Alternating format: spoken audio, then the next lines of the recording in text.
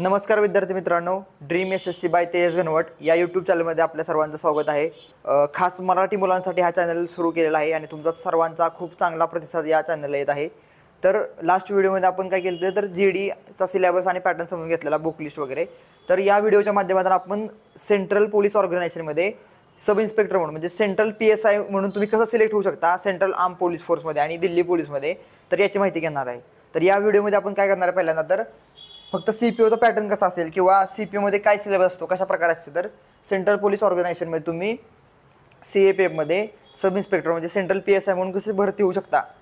जसं महाराष्ट्र शासनामध्ये महाराष्ट्र पोलीसमध्ये PSI म्हणून कंबाईन म्हणून भरती होतात, तसंच सेंट्रल गव्हर्नमेंटमध्ये CAPFमध्ये सेंट्रल आर्म पोलीस फोर्समध्ये आणि दिल्ली पोलीसमध्ये।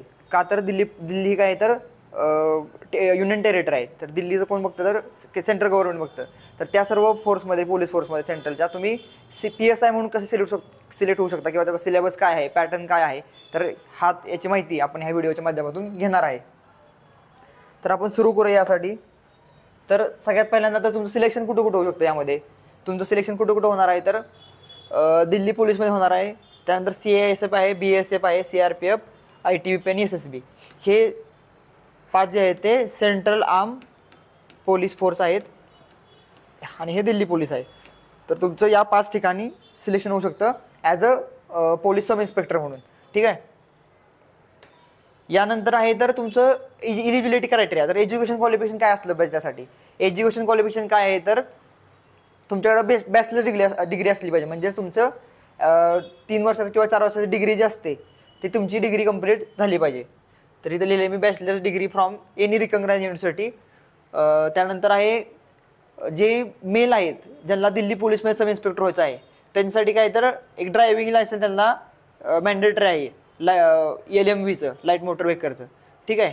त्यानंतर एज लिमिट ह्यासाठी काय काय असणार आहे, एज लिमिट आहे 18 ते 25 वर्ष म्हणजे URसाठी आहे। त्यानंतर OBCसाठी 3 वर्ष रिलॅक्सेशन आहे, SC/ST साठी 5 वर्ष रिलॅक्सेशन असणार आहे। तर ही झाली इलिजिबिलिटी क्रायटेरिया, म्हणजे तुमच्याकडं काय इलिजिबिलिटी असली पाहिजे की तुम्ही या एक्झामसाठी तुम्ही अपेअर होऊ शकता। म्हणजे तर तुमच्याकडे डिग्री असली पाहिजे कोणत्याही रिकग्नाइज युनिव्हर्सिटीकडून, आणि किंवा तुमच्याकडं एक ओपन युनिव्हर्सिटी असतात बऱ्याच, तर त्या ओपन युनिव्हर्सिटीला तुमचं UGCच्या अंडर रिकग्नायझेशन असलं पाहिजे, तेव्हा तुम्ही अप्लाय करू शकता। तर हे एज लिमिट झालं। त्यानंतर असणार आहे की एक्झाम स्टेज, म्हणजे बेसिक मुलं विचारतात की सर एक्झाम कशी असते, तर बेसिक एक्झाम स्टेज काय असणार आहे, तर प्रिलिम्स म्हणजे पेपर 1 ह्याला म्हणतात। तर पेपर 1 मध्ये काय असणार आहे, तर कम्प्युटर बेस्ड एक्झाम असणार आहे पूर्ण। त्यानंतर ही 200 मार्काची एक्झाम असते। त्यानंतर असणार आहे पहिली प्रिलिम्स होती तुमची, त्यानंतर तुम्ही कशासाठी क्वालिफाय होता, तर फिजिकलसाठी आणि फिजिकल एंड्युरन्स टेस्टसाठी म्हणजे PST PET। ह्याची डिटेल माहिती आपण पुढच्या स्लाईडमध्ये घेणार आहे, पुढच्या व्हिडिओमध्ये आपण ह्याचीच डिटेल माहिती मी सांगणार आहे तुम्हाला। त्यानंतर म्हणजे तुमचं पहिल्यांदा प्रिलिम्स होणार, कट ऑफ लागणार, तुम्ही फिजिकलसाठी क्वालिफाय होणार। फिजिकल तुम्ही क्वालिफाय नेचर आहे, क्वालिफाय केलं तरच तुमचा पेपर होणार आहे मेन्सचा। हा पण किती 200 मार्काचा असणार आहे पेपर, म्हणजे तुमचं पेपर 1 प्रिलिम्स फिजिकलमध्ये क्वालिफाय झाला तरच तुम्ही मेन्ससाठी असणार आहे।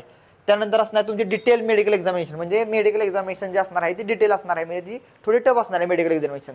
त्यानंतर आहे डॉक्युमेंट व्हेरिफिकेशन। या पूर्ण स्टेजमध्ये गेल्यानंतर तुमचं काय होणार आहे, फायनल सिलेक्शन होणार आहे। म्हणजे यासाठी एवढ्या स्टेज असणार आहेत तुमच्या, फायनल सिलेक्शन कधी होणार आहे, एवढ्या डिटेल स्टेजमधून तुम्ही गेल्यानंतर तुमचं फायनल सिलेक्शन होणार आहे। त्यानंतर असणार आहे की याची स्पेस स्केल काय असणार आहे बाबा, किंवा क्लास 2 मध्ये येतं का क्लास 3 मध्ये, तर याची स्पेस स्केल जी असणार आहे ती पेस लेवल असणार आहे 6, म्हणजे बेसिक असणार आहे 35 टू ही रेंज असणार आहे। आणि ग्रुप B म्हणजे क्लास 2 म्हणून तुम्ही नॉन गेजेटेड म्हणून सिलेक्ट होणार आहे। त्यानंतर पण सब इन्स्पेक्टर जे असणार आहे दिल्ली पोलीसमध्ये तो ग्रुप C असणार आहे, पण सॅलरी तेवढीच असणार आहे, ठीक आहे।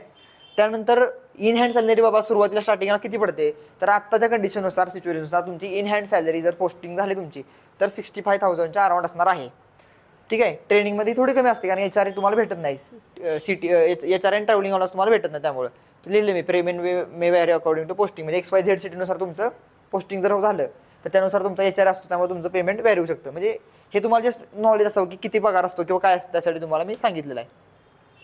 त्यानंतर तुम्ही ह्या एक्झामसाठी बसायची, तुम्हाला एक्झाम पास करायची आहे किंवा मला ही एक्झाम द्यायची आहे, तर तुमच्याकडे कोणती डॉक्युमेंट असणं आवश्यक आहे, तर यात मी सांगितले की तुमच्याकडे कोणकोणती डॉक्युमेंट असले पाहिजेत। पहिलं तर 10वीचं तुमचं मॅट्रिक सर्टिफिकेट, कोणकोणते डॉक्युमेंट लागणार तुम्हाला, मॅट्रिक्युलेशन सर्टिफिकेट आहे, 12वी सर्टिफिकेट आहे, त्यानंतर डिग्री सर्टिफिकेट, मार्कशीट, त्यानंतर आहे कास्ट सर्टिफिकेट आहे, कॅटेगरीमध्ये जे मुलं आहेत त्यांना कास्ट सर्टिफिकेट लागणार आहे। आणि तर प्रत्येक कास्ट सर्टिफिकेटची क्रुशियल डेट जी आहे ते last date of form submission असणार आहे, कास्ट सर्टिफिकेटसाठी. तर SC ST OBC EWS त्यांच्यासाठी काय असणार आहे, कास्ट सर्टिफिकेट असणार आहे. त्यानंतर रिझर्वेशन जे असणार आहे OBC मधून ज्यांचं, त्यांच्यासाठी काय आहे तर नॉन क्रिमिनल असणं खूप गरजेचं आहे. आणि त्यासाठी क्रुशियल डेट असते, जी क्रुशियल डेट तुमचं जेव्हा ॲप्लिकेशन फॉर्म सुटतो फॉर्म भरायला, त्यात क्रुशियल डेट दिलेलं असते. आणि क्रुशियल डेट ही mostly last date of form submission असते, त्यामुळे ही क्रुशियल डेट असणार आहे. त्यानंतर इथं दिलेलं आहे की EWS मध्ये असणाऱ्यांसाठी काहीतरी इन्कम सर्टिफिकेट असणार आहे. त्याशिवाय तरी EWS सर्टिफिकेट मिळतच नाही. त्यामुळे इकॉनॉमिक विकर सेक्शन असतो, त्यामुळे ते जोपर्यंत तुमच्याकडं त्या लिमिटमध्ये नसणारा इन्कम सर्टिफिकेट नसेल तोपर्यंत तुम्हाला भेटणार आहे. त्यामुळे ही डॉक्युमेंट्स मॅन्डेटरी, म्हणजे ही डॉक्युमेंट तुमच्याकडे ऑलरेडी असली पाहिजे फॉर्म भरतानाच्या वेळी. तुम्हाला फॉर्म भरताना डॉक्युमेंट अपलोड करावं लागत नाहीत, परंतु तुमच्याकडे डॉक्युमेंट असली पाहिजेत जर तुम्ही त्या कास्टमधून फॉर्म भरत असाल तर. त्यानंतर आहे तर जी NCC करतात मुलं, म्हणजे जी मुलं NCC करणार आहेत, तर त्यांच्यासाठी पण काय आहे तर एक्झाम्शन आहे, त्यांना म्हणजे मार्क मिळणार आहेत एक्स्ट्रा. म्हणजे ते कसे मिळणार आहेत मार्क, ही हे GD साठी पण असतं, तर सेम CPO साठी पण आहे. जर ज्यांचं NCC सर्टिफिकेट आहे त्यांना 5% मॅक्झिमम मार्क मिळणार आहेत. म्हणजे आणि इथं मी दिलेलं पण आहे की ईच स्टेज, म्हणजे समजा आता 200 मार्काचा पहिला पेपर आहे, तर 5% म्हणजे 10 मार्क मिळणार पेपर 1 साठी. आणि मेन्स पण 200 मार्काचे, तर तिथं 5 मार्क, म्हणजे तुम्हाला एकूण टोटल किती मार्क मिळणार आहे फायनल सिलेक्शनसाठी 20 मार्क मिळणार. म्हणजे 20 मार्क म्हणजे खूप झाले मित्रांनो, म्हणजे 20 मार्क म्हणजे खूप मार्क आहेत 20 मार्क म्हणजे. त्यामुळे ज्या मुलांनी NCC केलेले आहे आणि त्यांच्याकडे हे A सर्टिफिकेट B सर्टिफिकेट किंवा C सर्टिफिकेट असेल तर त्यांना खूप चांगला फायदा होणार आहे याचा. NCC सर्टिफिकेटचा त्यांना बोनस मार्क मिळणार आहेत. त्यानंतर NCC certificate before the crucial date, म्हणजे क्रुशियल डेट जी असणार आहे त्याच्या आधी तुमचं NCC सर्टिफिकेट आलेलं पाहिजे. त्यानंतर benefit to the NCC certificate holder can confirm only when production, म्हणजे ज्यावेळेस तुम्ही डॉक्युमेंट व्हेरिफिकेशनच्या वेळेस तुम्ही NCC सर्टिफिकेट द्याल त्याच वेळी तुम्हाला त्याचा फायदा मिळणार आहे. तुम्ही नुसतं सांगितलं की बाबा माझ्याकडे सर्टिफिकेट आहे आणि तुम्ही प्रोड्यूस नाही केलं तर तुम्हाला ती मार्क मिळणार नाहीत. म्हणजे हा फायदा आहे की ज्यांनी NCC केलेला आहे आणि त्यांना सेंट्रल PSI व्हायचं आहे त्यांना त्यांना खूप इझी असणार आहे त्यांना, कारण की बोनस मार्क पण मिळणार आहेत. त्यानंतर असणार आहे की बाबा सगळ्यात मेन एक्झाम पॅटर्न काय असणार आहे, म्हणजे प्रीचा एक्झाम काय पॅटर्न काय असणार आहे. तर मित्रांनो तुम्ही पाहिलं असेल की CGL CHSL असू द्या किंवा SSC मधील कोणती एक्झाम असू द्या, हे 4 सब्जेक्ट असणार आहेत. कोणकोणते, मॅथ्स, रिझनिंग, त्यानंतर इंग्लिश आणि GS. म्हणजे हे सेम तेच आहे, फक्त इथं मार्किंग सिस्टीम बघा तुम्ही एकदा की क्वेश्चन किती असणार आहेत 50 50 50 50 आणि तुम्हाला प्रत्येक क्वेश्चनसाठी एक मार्क असणार आहे. म्हणजे तुम्हाला 2 तास 120 मिनिटमध्ये 200 क्वेश्चन सॉल्व्ह करायचे आहेत आणि प्रत्येक क्वेश्चनसाठी 1 मार्क आहे. म्हणजे ही काय तर प्रिलियमसाठी ही स्टेज असणार आहे. त्यानंतर पेपर 2, म्हणजे जो पेपर 2 तुमचा फिजिकल नंतर होणार आहे, फिजिकल क्वालिफाय झाल्यानंतर, तर त्यासाठी काय असणार आहे पेपर 2. आता इथं गंमत अशी आहे की पेपर 2ला फक्त आणि फक्त तुम्हाला इंग्लिश असणार आहे. म्हणजे ज्याचं इंग्लिश चांगलं आहे त्याला खूप चांगला फायदा होणार आहे. आणि ज्यांचं इंग्लिश चांगलं नाही त्यांनी असं समजायचं नाही की बाबा तुम्हाला इंग्लिश म्हणजे येत नाही म्हणून तुम्हाला मार्क पडणार नाहीत. खूप सोपं इंग्लिश आहे, यामध्ये ओकॅब वगैरे असणार आहे, पुढे मी सांगणारच आहे. त्यामुळे काहीच भ्यायची गरज नाही. उलट चांगलं की तुम्हाला फक्त मेन्सच्या वेळेस काय तर इंग्लिश, म्हणजे 200 क्वेश्चन इंग्लिशचे आणि 200 मार्काला असणार आहेत. म्हणजे एवढं सोपा तुमचा असणार आहे पेपर. आणि मी जर तुम्हाला सांगितलं की बाबा एखादं विचारलं की सर आम्हाला किती मार्क लागतील समजा पास करायसाठी, तर मी इथं थोडक्यात सांगतो की समजा प्रीमध्ये तुम्हाला जरी 130 मार्क पडले 130 पर्यंत 200 पैकी, ठीक आहे, तरी तुम्ही प्री क्वालिफाय होऊ शकता, ठीक आहे. आणि मेन्सला जरी तुम्हाला समजा 160 170 मार्क पडले जर आणि तुम्ही 290च्या वर असाल प्लसमध्ये 400 पैकी, तर तुम्ही सहज कोणत्याही एका फोर्समध्ये CIPM मध्ये भरती होऊ शकता. म्हणजे एवढं सिंपल गणित आहे याचं. फक्त तुम्हाला काय करायला पाहिजे, अभ्यास केला पाहिजे, हार्डवर्क केलं पाहिजे, ह्याचा सगळा मॉक टेस्ट दिला पाहिजे. म्हणजे तुम्ही सगळं केल्यानंतर तुम्हाला जर असे मार्क पडत असतील तर तुम्ही इझिली पास होऊ शकता. मी थोडक्यात सांगितलं होतं की कसा तुम्हाला मार्क पडावे लागतील त्यासाठी. आणि त्यामुळे इंग्लिशला भ्यायचं नाही, इंग्लिश इझी आहे.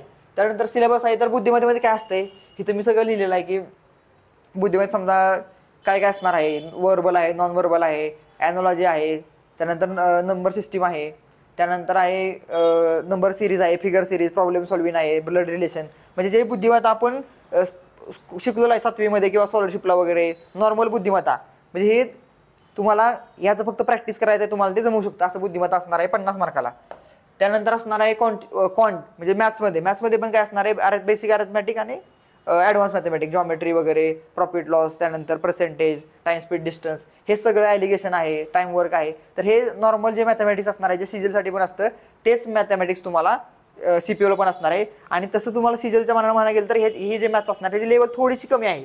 त्यामुळं जरी तुम्ही 10वीपर्यंत, आणि सगळं 10वीपर्यंत मॅथमॅटिक्स आहे, 10वीपर्यंत जरी तुम्ही मॅथ्स शिकला असाल तर तुम्हाला हे प्रॅक्टिसनं किंवा लेक्चर करून तुम्ही करू शकता.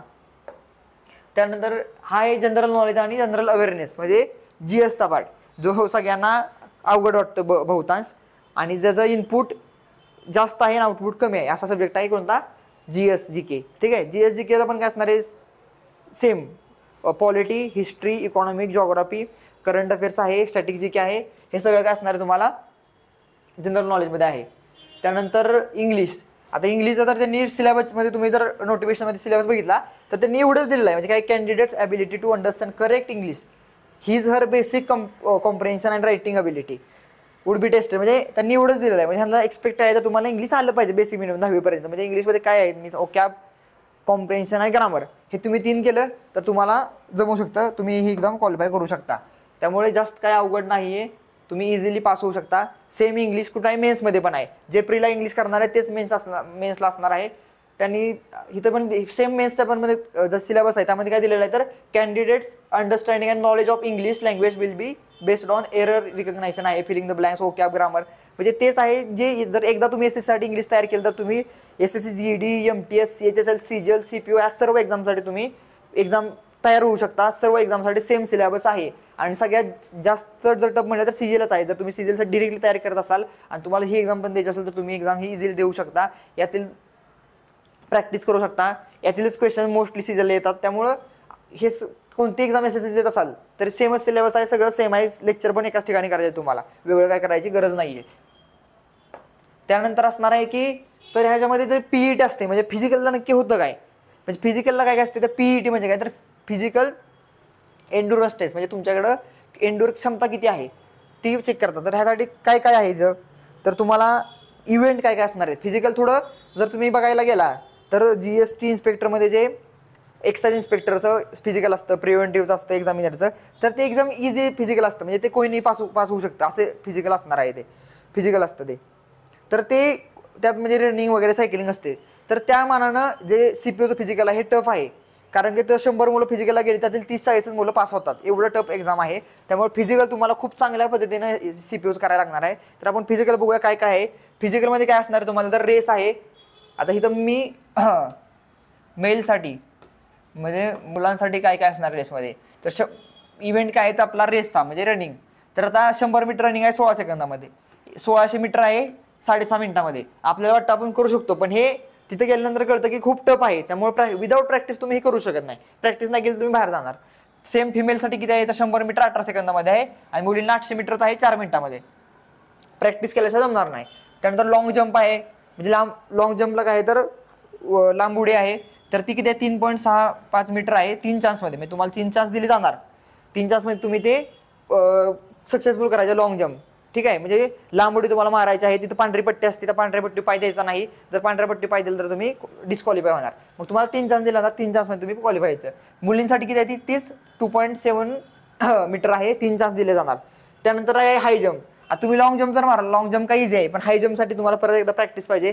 हाय जंपला मी बऱ्याच मुलांना डिस्क्वालिफाय होताना बघितलं आहे. मी CPOची फिजिकल दिलेली आहे, गुजरातला फिजिकल होती माझी, त्यामुळे आणि मी फिजिकल बी पास झालो. पण लास्टला माझी हाईट 168.8 म्हणजे 1.2 सेंटीमीटरनं मी हाईटमुळे बाहेर पडलेलो होतो. नाहीतर मी हे क्वालिफाय केलं असतं आणि मेन्स पण क्वालिफाय झालो असतो.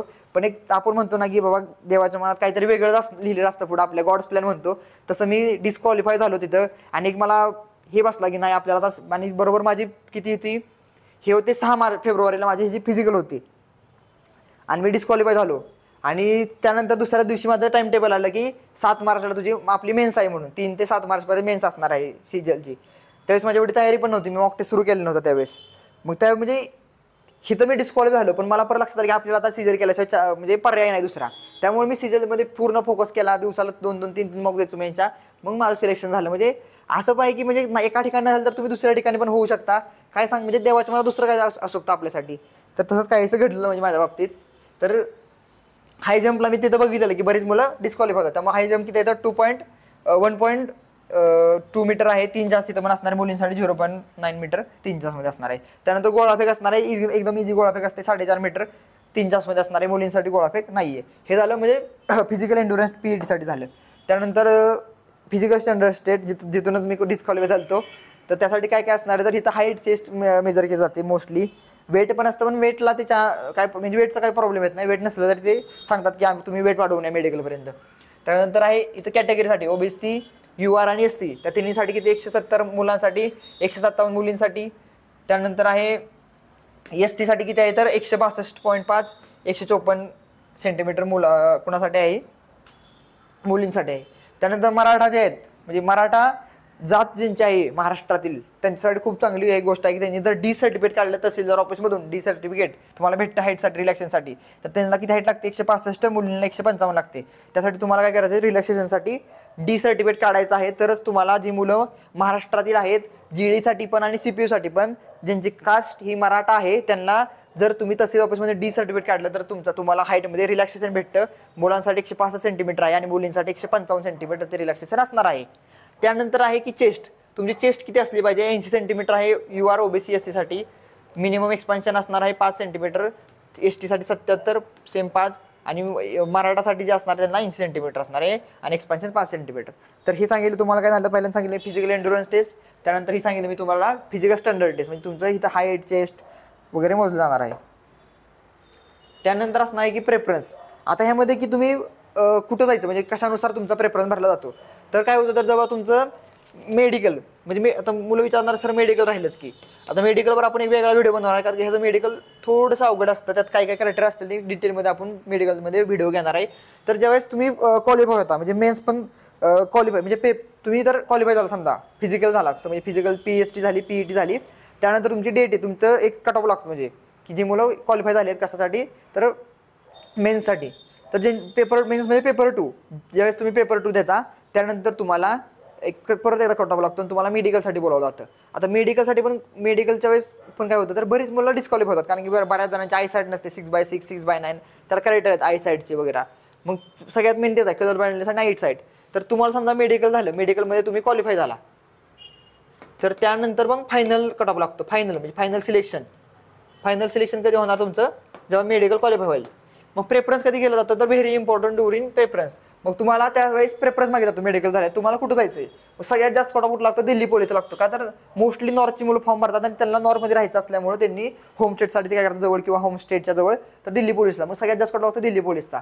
त्यानंतर लागतो CISFचा, ठीक आहे. त्यानंतर CRPF आहे, बॉर्डर सिक्युरिटी फोर्स आहे, मग इंडो टिबेटन, मग SSB. मग तुम्हाला ह्या ABCD नुसार तुम्हाला प्रेफरन्स द्यायचा असतो मेडिकलच्या वेळेस. तुम्ही ज्यानुसार प्रेफरन्स द्याल त्यानुसार तुमचा त्या कॅटेगरीमध्ये सिलेक्शन होणार आहे त्या पोस्टला किंवा त्या फोर्समध्ये. तर हा सिलेक्शन मेडिकलच्या वेळी लक्षात ठेवायचं की खूप महत्त्वाचा आहे. आणि ही CPO करणाऱ्या मुलांचं कसं आहे की CPO करणारे बरीच मुलांना आवड असते समजा आर्मीची वगैरे, तर तोच तीच एका म्हणजे पद्धत म्हणू शकतो आपण त्या सर्व फोर्समध्ये आहे.